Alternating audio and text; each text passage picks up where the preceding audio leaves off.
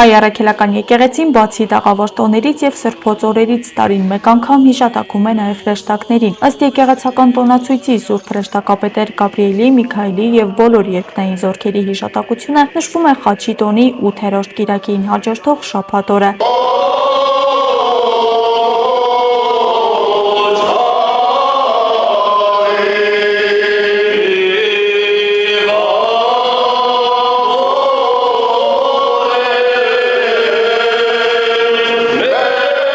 Նախորդին Գյումրու Սուրբ Աստվածածին եկեղեցում ժամերկության եւ նախատոնակի կարգ իրականացրին Շիրակի թեմի հոգեվորականները, եզրափակելով այն միասնական աղոթքով։ Գաբրիել եւ Միքայել հրեշտակապետների եւ ամբողջ երկնային զորքերի տոնի նախատոնակներ եւ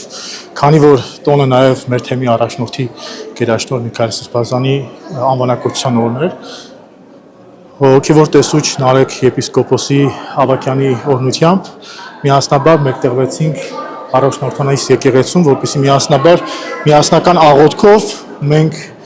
շնորհավորենք մեր Սրբազան հորը եւ մեր աղոթքով բնականաբար Աստծո զորակցությունը խնդրենք եւս մեկ անգամ, որպեսզի ամուր լինի այս դժվարին ժամանակաշրջանում։ Արդեն այսօր մատուցվել է Գաբրիել եւ Միքայել հրեշտակապետերի եւ ողջ երկնային զորքի հիշատակության Սուրբ Պատարագ։ Աստղիկ Խաչատրյան, Խանով Անիսյան, այսօր։